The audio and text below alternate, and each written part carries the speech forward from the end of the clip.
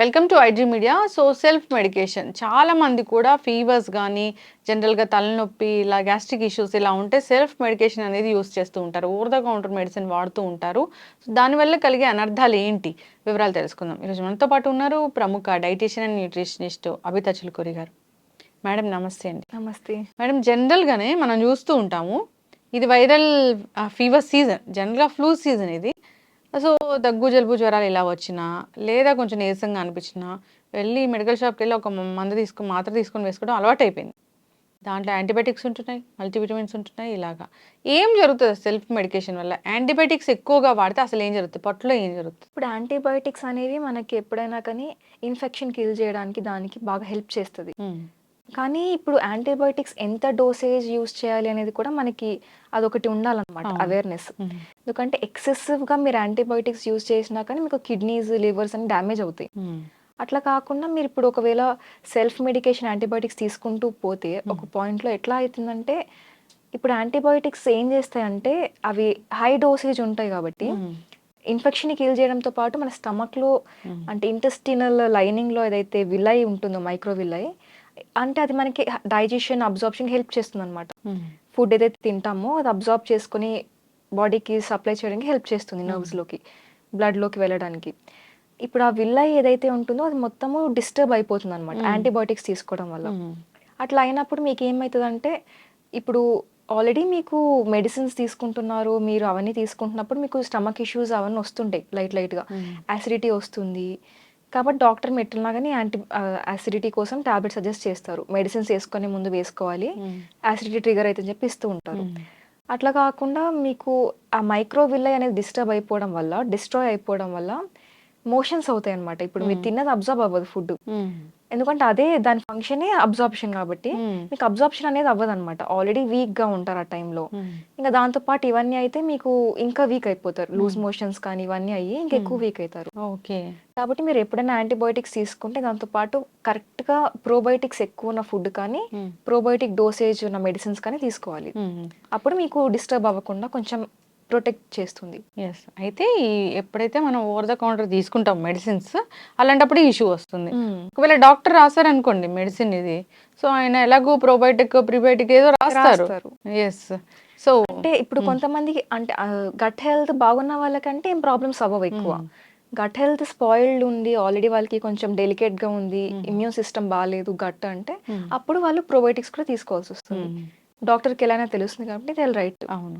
అయితే మేడం, జనరల్గానే మనం చూస్తూ ఉంటాము, ఇట్లా ఎప్పుడైనా నీరసంగా ఉన్నా ఫీవర్ వచ్చినా సరే, ఫీవరే వచ్చింది, దానికి యాంటీబయాటిక్స్ తీసుకుంటారు, ఫీవర్ తగ్గడానికి తీసుకుంటారు, దాంతోపాటు నీరసం తగ్గడానికి మల్టీవిటమిన్ కూడా వాడుతూ ఉంటారు. అంటే ఇంత కాంబినేషన్స్ అనమాట.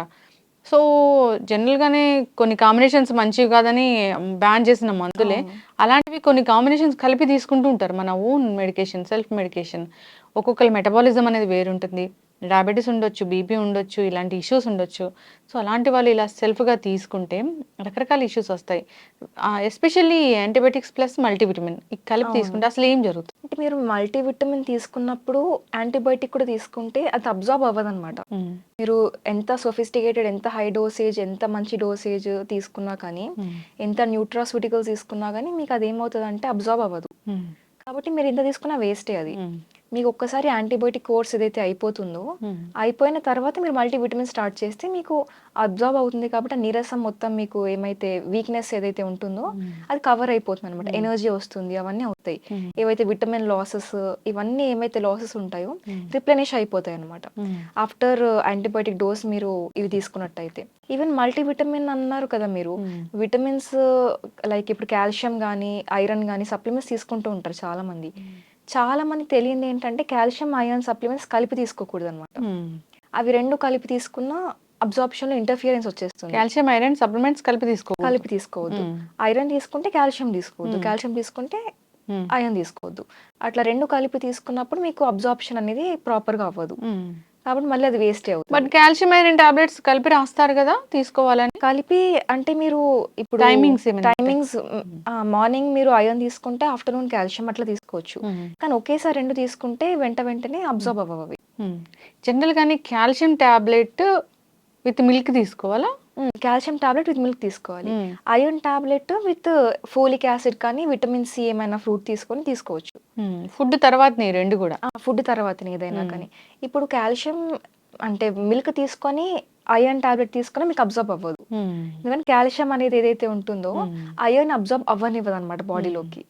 కాబట్టి ఇవి 2 కలిపి తీసుకోకూడదు. అయితే మార్నింగ్ తీసుకోవాలి ఐరన్ టాబ్లెట్. మార్నింగ్ అది తీసుకొని మీరు ఆఫ్టర్నూన్ ఇది తీసుకోవచ్చు. ఓకే. సో ఏదైనా బ్రేక్ఫాస్ట్ తర్వాత ఐరన్ తీసుకొని, సో దీని తర్వాత లంచ్ తర్వాత కాల్షియం తీసుకోవచ్చు. ఎస్, చాలా మంది కన్ఫ్యూజన్ ఉంటుంది. నైట్ పడుకునేటప్పుడు కూడా కాల్షియం టాబ్లెట్ వేసుకొని పడుకునే వాళ్ళు ఉంటారు.